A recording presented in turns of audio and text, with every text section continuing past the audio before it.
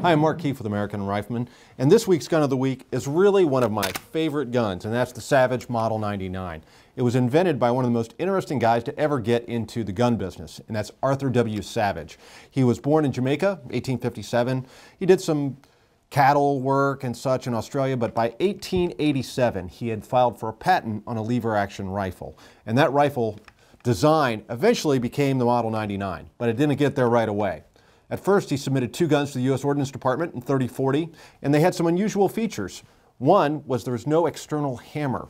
Winchesters and Marlins in this era all had external hammers on their levers, and he also had a rotary magazine. His first commercial gun was the 1895, but he made some improvements that resulted in the gun that I have here, and this is the Model 99 Savage. Now, there's some things going on with the Savage.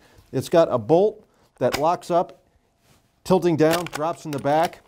And this action could actually hold a lot more pressure than contemporary Winchesters. Some other things going on with this particular Savage is it's got the early Savage safety, and that's just a lever here that locks the lever closed, and it slides back and forth, but when you push it forward like that, it blocks the trigger too. Later on, it changed to a sliding tang safety.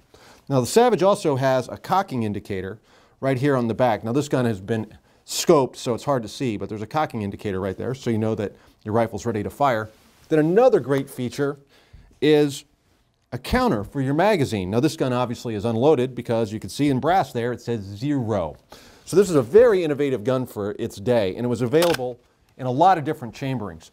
303 Savage was really kind of the hallmark of the early guns, and then after World War I, they introduced the 300 Savage, which was one of the most powerful lever action cartridges of its day.